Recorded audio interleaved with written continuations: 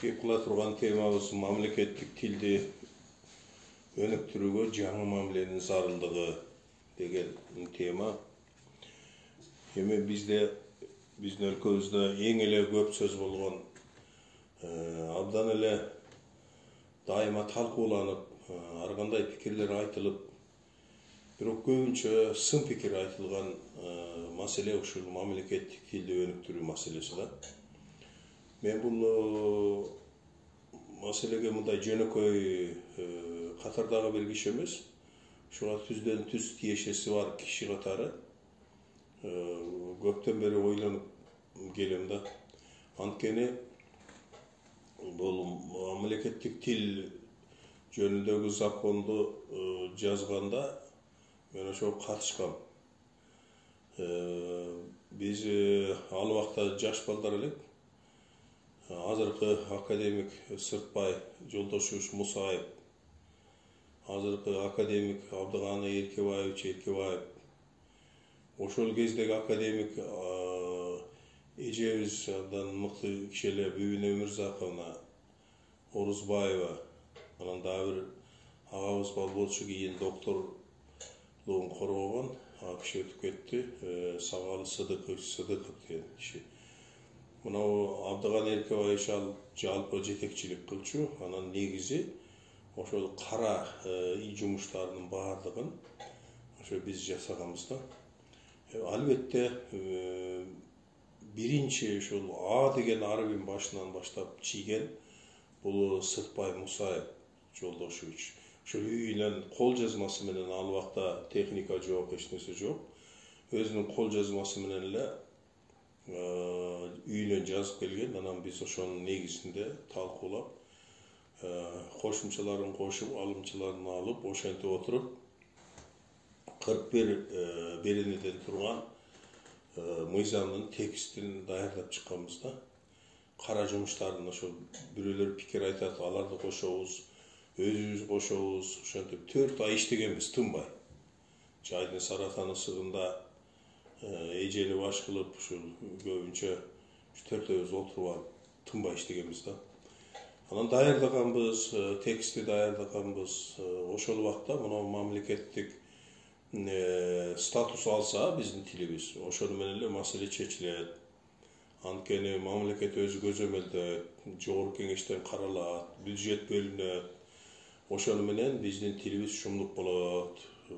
Бишкекте дагы кыргыз мектептер ачылат. Бир эле мектеп бар болчу, номер 5-мектеп деп. Андан башка дагы мектептер ачылат. Балдарыбыз кыргызча окуйт.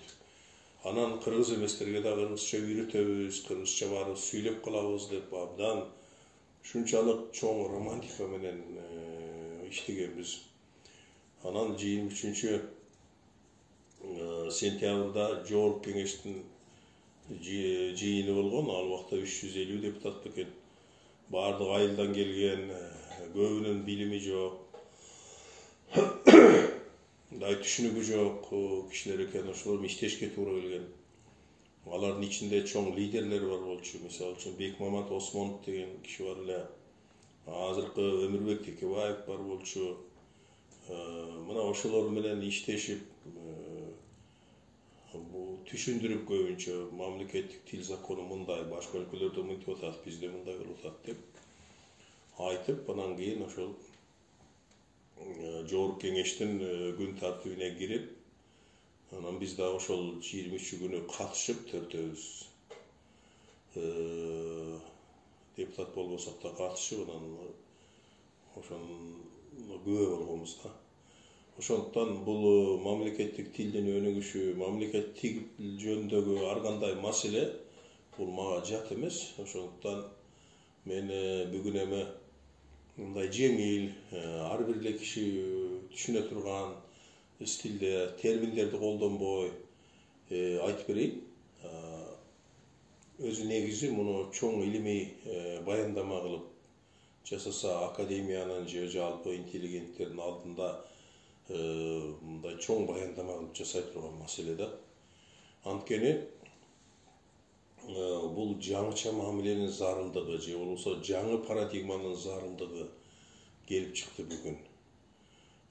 Муну бул жөнүндө сөз болбой жатат. Биздин чоң кемчилигибиз ошол. Биз мурда бир тапталган жолго түшүп алып эле ошол жол менен бара беребиз дагы. Учурдун чакырыктары, азыркы доордун чакырыктарына кулагыбыз көп убактарда жабык болуп калат да. Мына ушул багыттан мен кыскача сөз кылып берейин силерге. Мына бүгүнкү күнгө чейин ошол мамлекеттик тил мыйзамы кабыл алган күндөн баштап эртеси эле аябай катуу иштер жүргүзүлдү. Акча да бөлүндү, баардыгы жасалды. Бүттү башка тилден которуп кыргызчалаштыруу керек болду. Кыргызча билбегендерге кыргызча үйрөтүү керек болду. Мына ошонун баардыгы жасалды. Жасалып эле келе жатат. Бирок мамлекеттик тилибиз андан өнүгүп кеткен жок да. Колдонуш сферасы боюнча деле жыргап кеткен жок. Ошол биринчи биз жазган мыйзамда 17-берене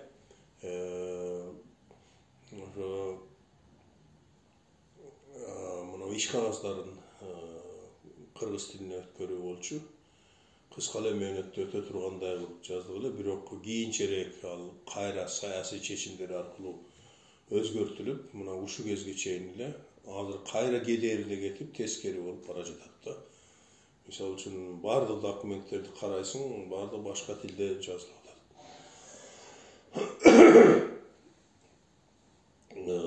Буга эмне үчүн мындай болду дегенде, биз бир тапталган жолго түштүк да, ошол жол менен мына 33 жыл бою бара жатабыз да. Биринчи сабакка деп атайын мамлекет акча бөлөт. Же мекеменин бюджети аркылуу каршыланат. Анан ошол тил билбегендерге тил үйрөтүлөт. Алар болсо үйрөнбөйт. Кийинки жылы дагы эле ошол кишилер кайра үйрөнө берет.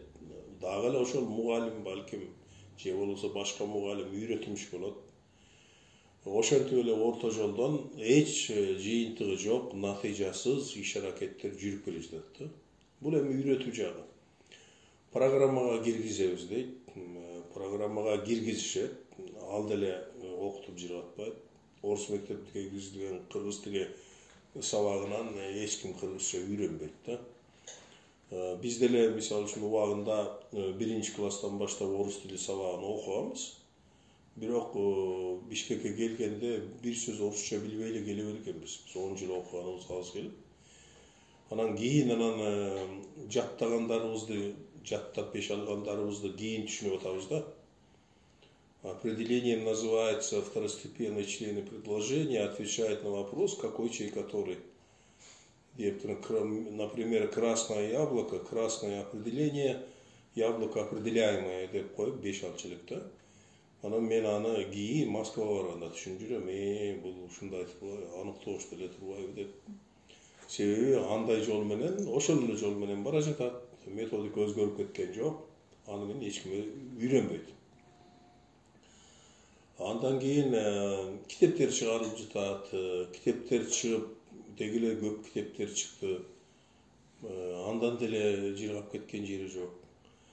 Кайта дагы бирдемелерди кыргызча ырдайбыз деп башка улуттарды кыргызча ырдатмай компаниясы жүрдү. Мамлекеттик тил андан күч алып кеткен жери жок. Анан мамлекеттик тил күнү дегенди дагы чыгарып, ошол тил күнү эле мамлекеттин тили ошол күндө эле керек баштан ошондойлорду уюштуруп. Булардын баардыгы эмнеге жарап атат? Мамлекеттик тилдин өнүгүп кетишине, мына колдонуу сферасынын кеңейишине, же болбосо тилдин күчтөнүшүнө, мисалы үчүн баардык стилдердин калыптанышына, терминологиянын калыптанышына эч кандай таасир эткен жок да. Таасир этти, ал таасирлер таасир деп эсептелбейт. Себеби 33 жылга жайып жибергениңде ал жок болуп калат да, жок деген нерсе да. Ошон үчүн азыркы шартты, азыркы технологияны, азыркы учурдагы адамдардын убактысын, мүмкүнчүлүктөрүн эске алып туруп, мамлекеттик тилди өнүктүрүүнүн жаңы парадигмасын сунуш кылыш керек. Бул кандай болуш керек? Мун үчүн илимге таянмайынча болбойт. Биринчи албетте тил илиминин тажрыйбаларына жана жетишкендиктерине таяныш керек. Айталы, азыр дүйнөдө корпусная лингвистика дейт орустар. Корпустук лингвистика, же корпустук тил илими деген тармак пайда болду. Пайда болгон жок, бул өнүгүп эле жатат, мурдатан эле бар. Бирок азыркы кезде мунун мааниси аябай өстү. Практикалык колдонуш жагы дагы мүмкүнчүлүктөрү ачылды, кеңейди да. Ошондуктан бул корпустук лингвистиканын жетишкендиктерин пайдаланыш керек. Андан кийин компьютерлик лингвистика деген бар. Аны пайдаланыш керек. Кыскасы, азыркы учурда тил илиминде эмне жасалып жатса, биз ошонун баарын үйрөнүп туруп, билип, анан ошонун негизинде иш жүргүзбөсөк, баягы эле бойдон кете берсек, анда биз тилибизди бир күнү жоготуп алышыбыз толук ыктымал да. Жаңы сунуш кайсы эми? Мисалы үчүн жана корпусный лингвистика деген бул тексттерди жыйнайт жана иреттейт. Кандай текст болсо, ошол тексттердин баардыгынын фонтун түзөт да. Ал тексттер туура болот. Туура тексттер болот. Туура тексттер деген сөздүн өзү дагы анча-мынча кишиге түшүнүксүз болушу мүмкүн да. Текст туура эмес болобу деген түшүнүк болот да. Тексттер албетте туура эмес болот. Мына азыр жарыйлап аткан макала болобу, же көркөм чыгарма болобу, кайда болбосун, кыргызча жарыйланган бир текстти карасаңыз, сөзсүз түрдө катасы бар да. Ката орфографиялык болушу мүмкүн, же болбосо техникалык ката болуп калышы мүмкүн, стилистикалык ката болуп калышы мүмкүн, ар кандай каталар болушу мүмкүн. Мына корпусный лингвистика ошол тексттерди алат дагы, аны анализдеп сактайт. Андан кийин ошону анализдеп, каталардын туураларынан бери компьютерлик лингвистиканын жардамы менен чыгарат да. Маселе катаны издөөдө же болбосо каталарды таап туурулоодо эмес. Маселе ошол корпустук лингвистиканын методдорунун жардамы менен кыргызча тексттерди иштетүү, же болбосо кыргызча тексттерди анализдеп, талдап, ошону тил байлыгына айландыруу. Мисалы үчүн биз кыргызча бир жазылган текст болсо, жарыяланган болсо, ал жарыяланды, бүттү, бул биздин байлыгыбызга айланды деп коюш азыр туура эмес түшүнүк. Себеби ал жарыялангандан кийин ал окулушу керек. Анан ал текст иштеп турушу керек. Иштеп туруш үчүн азыркы өтө ылдам, тез өтүп жаткан убакта кайра ошол текстти башка жолдор, башка каражаттар аркылуу адамдардын назарына сунуш керек да. Бизде ошол жагы жок. Мисалы үчүн газеталар чыгат, анын кээ бирөөлөрүнүн сайттары бар, ошол макалалар чыгып калат, анан окуп адамдар өздөрүнүн пикирин алдында айтат. Бул эң аз колдонулганы. Колдонулган жок десе да боло турганчалык колдонуу да. Эгерде чындап колдонуу керек болсо, биз аларды тексттердин баарын жыйнап алышыбыз керек. Алгандан кийин бизде сөзсүз түрдө бир борбор болуш керек. Илимпоздордун жана техникалык кызматкерлердин бир чоң борбору болуш керек да. Алар газеталар менен, басма сөз уюмдары менен, басмалар менен байланыштарды түзүп, чыккан тексттердин баардыгынын электрондук версияларын алып, анан ошону компьютерлик программанын жардамы менен талдаш керек. Кантип талдайт? Мына эң жөнөкөйүн айтайын, мисалы үчүн бүгүnkү чыккан бүткүл газеталарды алды дейли. Алгандан кийин атайын жазылган компьютердик программага салып, ар бир сөздүн контекстин чыгарды. Bir söz кайсыл контекстте колдонулат? Айталы, мисалы үчүн телефон деген сөз. Телефон деген сөз кандай мүчөлөр уланды, кайсыл мааниде колдонулду, керек болсо канча жолу колдонулду, кайсыл сөздөр менен айкашты, түз мааниси кандай болду, өтмө мааниси кандай болду. Мына ушулардын баардыгын чыгарыш керек. Чыгарып туруп, ошол фонд байлык болуп туруш керек. Мына ушунда биздин сөздөрүбүз мына ошондо гана чыныгы өзүнүн колдонуу чегин көрсөтө алат. Же болбосо колдонуу орбитасынын канчалык кең экендигин биз ошондон гана билебиз. Болбосо биз билбейбиз азыр кайсы сөзүбүз кайерде кандай колдонуп жатат биз билбейбиз. Окуган тексттерибизге карап туруп эле ушундай экен деп коебуз. Оюбузга да келбейт да.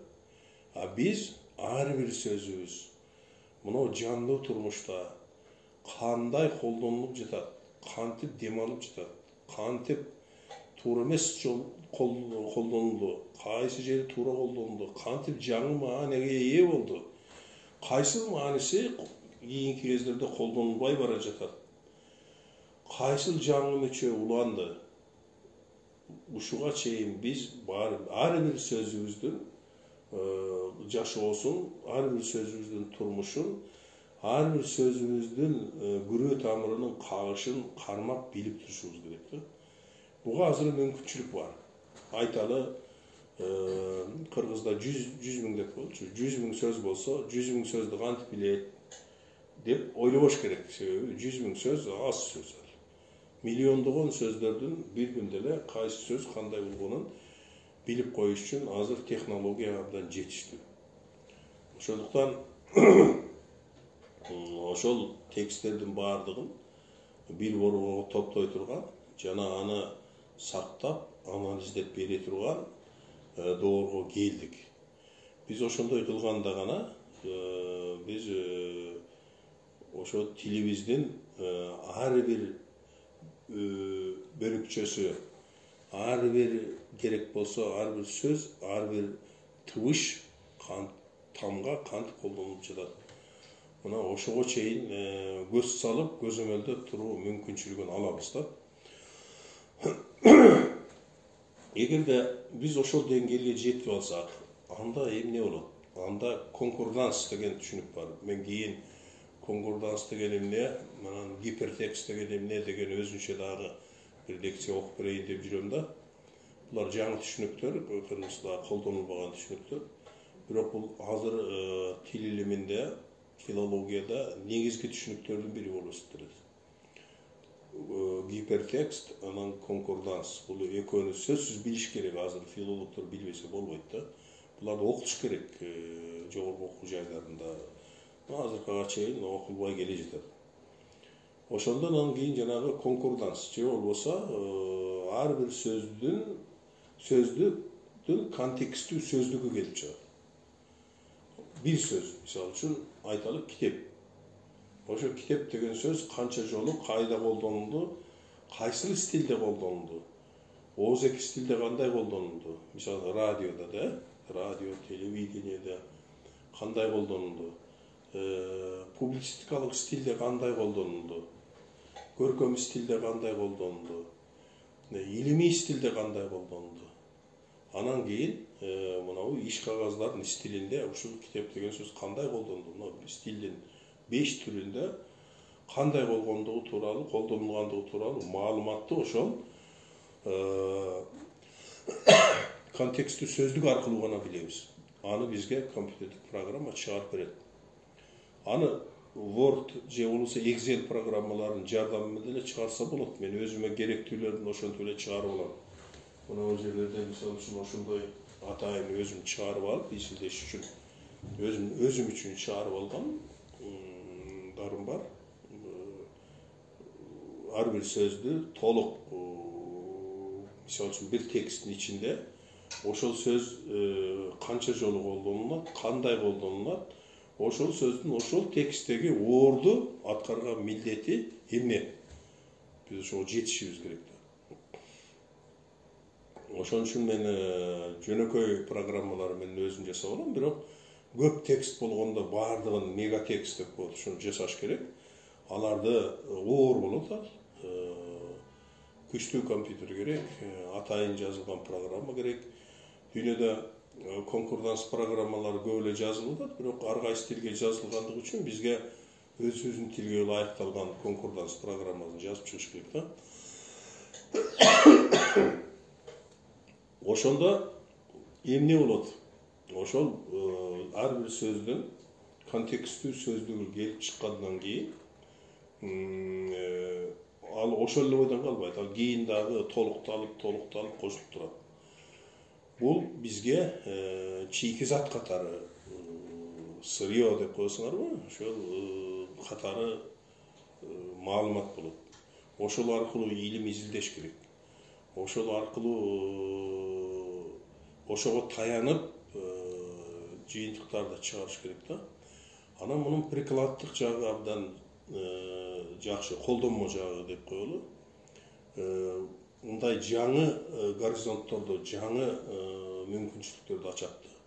Мисалы үчүн китеп деген сөздүн жанагы мен айткан 5 тилдеги мисалын дарын чыгардык дейли. Мисалы үчүн бир эле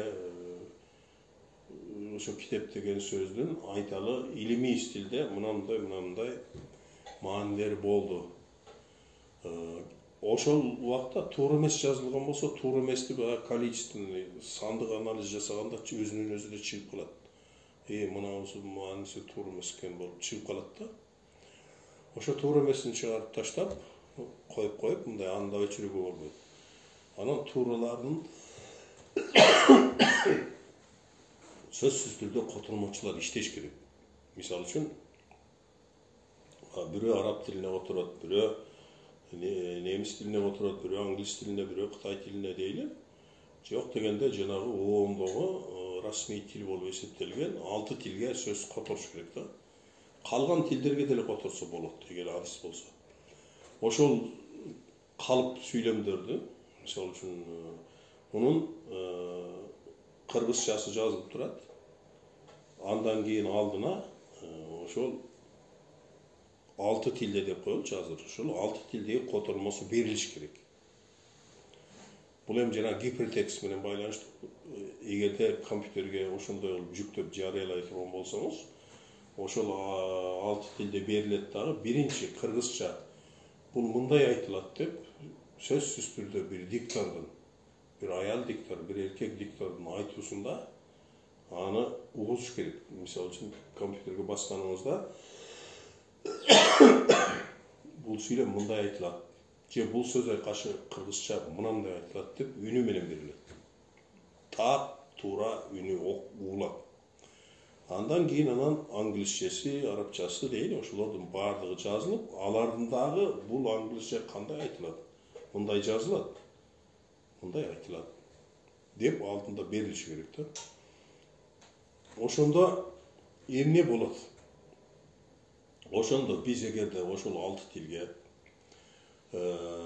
биздин ар бир сөзүбүздүн кандай контекстте колдонсо, кандай сөздөр менен айкашса, ошонун бардыгынын 6 тилдеги туура котормосун берсек, анан аны Google'дун болобу, Яндекстин болобу, кайсыл баягы котормо немелер бар эмеспи, моторлор, ошолордун эс тутумуна киргизе турган болсок, Википедия болобу, эмне ошол кайсыл нерсе болсо ошонун бардыгына биз киришибиз керек. Өзүбүздүн туура тилибиз менен туура колдонушу, туура которулушу, анан ошонун айтылышы менен ошол чоң электрондук санариптик аянтка киришибиз керек да, ошол жердеги ордубузду ээлешибиз керек. Андан эмне болот? Ошондо биздин тилибиз өмүрүн жашай баштайт. Ага чейинки өмүр эмес, бул чалдык үйдө эле жөн эле өткөн күн болот. Ошондо өмүрүн жашай баштайт, анткени айталы Siz bir makale yazdınız. Makalanız ilmi stilde tuğra terminler menen yazılgan. Tuğra oluş kerek. Oşonu tiyapta Anglisçe kotorması sözsüz türde var. Google'dan aytalı, Google'dan misal üçün kotorma tarmağı boyunca siz oşol sözlü yazıp durup Anglisçesini çıkarsanız tak kılıp kotorup durur. Oşonda sizin Kırgızça savatlı yazgın makalanızды Anglisçe'ye savatlı kotorup Amerika'da Kırgızça bilbegen biri okuy ala turgan bolsa, negizgi ideya bu. Sizin ideyanızды o şartta düşünüp, sizden oşol Kırgızça tekstinizden sitata keltirip, bu mınday dep aytıp jata, dей ala turgan bolsa, bizdin til oşonda istеген bolot. Oşonda başkalarga til öğretip de kajeti jok. Bizdin tilimiz oşonda Anglis tili kanday millet atkarıp жатса, ilimde, çıgarmacılıkta, turmuşta, bizdin Kırgızçabız dili oşonda öyle milletти atkargan bolup kalat. Tak oşonday kılıp turup Anglisçe teksti alıp turup biz Kırgızça kotorup ber degenibizde Anglisçe bilbegen kişileri şak etip Kırgızça tak kotorup berip koyat. Siz Anglisçe öğrenip, anan keyin oşol jetkendin oruna siz Anglisçe bilbey turup bile oşol makalanın je bolboso çıgarmanın maanisini düşünüp ala turgan bolosuz da. Mına uşuga жетиш керек. Азыр себеби максат ушундай. Азыр biz бирөөгө тил үйрөтүп үйрөтө албайбыз, биз үйрөнбөйт. Себеби биздин республикада андай кырдаалдын түзүлүшү үчүн дагы көп жыл керек, кылым керек. Түзүлөбү да түзүлбөйбү, ал дагы чоң маселе да. Мисалы, мен Кытайга барганда Кытайча үйрөнгөн жокмун. Кытайда иштеп жүрдүм. Кытайча атайлап үйрөнгөн жокмун. Себеби мен бир айылдан келсем, кыргыз тилинин адабий формасын үйрөнсөм, андан орусча үйрөнүп, орусча китеп жазып жүрсөм, анан түрк болуп кетип, түркчө китеп жазып жүрсөм, дагы кошуп казакча, өзбекче үйрөнгөм, китептен үйрөнгөм, кадимкидей жаза турган болуп. Эми Кытайча калдыбайм, ушул жашка келдим деп мен үйрөнгөн эмесмин. Бирок ушунчалык муктаждык бар, баягы тил, ал жерде дискурс, жалпы атмосфера ошондой. Көчөдө жүрүп эле, өзүнчө жүрүп эле, такыр кулагыңа кирип келип, ушинтип атып эле үйрөнүп аласың. Бир күнү карасам, мен такси токтотконду билет экенмин, аэропортко барганды билем, соода кылганды билем, кишилер менен таанышып, ал акыбал сурашканды билем, ушундай. Себеби ошого муктаждык бар, анан жалпы атмосфера ошондой. Бизде андай жок да, бизде андай болушу мүмкүн эмес. Ошондуктан биз илимий жол менен гана жанагындай кылып корпустук лингвистиканы жолго коюп, буга тилчилер даярдаш керек. Андан кийин ошонун жок дегенде жана конкорданстарын чыгарып, лексика, ар бир лексиканын контексти менен кошо чыгарып, анан аларды которуу, туура которуу, анан ошону жанагы котормошучу моторлордун эс тутумуна коюу аркылуу гана тилибизди жашатып кала алабыз да. Ошондо андай болгондо анан эмне болот? Келели. Эгер ошондой болуп кете турган болсо, анда дүйнөлүк тилдерде илимий макала жарыйлап, антип-мынтип отуруунун кажети калбай калат. Себеби сенин кыргызча жазганыңды эле бүткүл дүйнөдө окуй берет. Биз ошого жетишкен болобуз. Бирок ошого жетиш үчүн жолдо эмнелерди жасаш керек, муну да айта кетейин. Анткени биринчиден биздин терминологиябыз отурган жок. Терминологиябыз өзүнүн калыбын ала алган жок. Терминологияны калыптандырыш керек. Аны дагы жанагы конкорданс аркылуу калыптандырасың. Себеби ошо жерден сөздөрдү табасың. Ал жерде сөз жасоо деген өзүнчө жаңы сөздөрдүн жасалышы деген өзүнчө жол болуш керек. Өзүнчө бөлүк болуш керек. мына ошол бөлүк аркылуу балким жаңы сөздөрдү жасап, жаңы терминдерди жасайсың. Терминология так туура болуш керек. Стилдер так туура отуруш керек. Бул азыр ар ким артымен айтып, субъективдүү нерселерди айта берген менен стиль калыптанбайт, терминология отурбайт.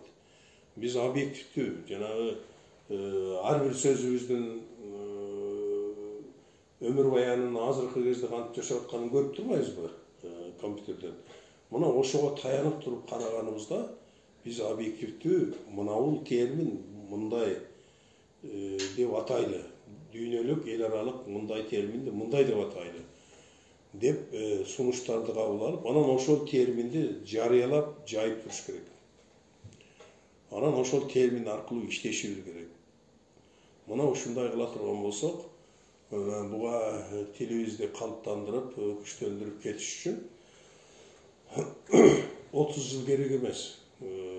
Ошол 30 жылдын 5тен 1 бөлүгү балким керек болот да. Бирок иштеш керек. Адистерди даярдаш керек. Жанагынтип бюджеттен миллиондогон акчаларды бөлүп, анан ар кимди окутуп, ар ким ал акчаларды мындай пайдаланып жүрүшүнө биз мүмкүнчүлүк бербешибиз керек. Себеби ошонун өзү да адамдардын ахлактык жагын бузат. Себеби ал акча, ал эркин колдонулган акчага айланып калат дагы. Аны жанагы акча бөлүштүрүүчү киши аны каалагандай колдонуп коет. Же болбосо бир фирмага которуп берет, ал фирма окутса окутат, окутпаса окутпайт, отчетун берип коет. Мына ушинтип коррупциянын немелери ачыла берет да. Жаңы коррупциялык жолдор, баскычтар ачыла берет.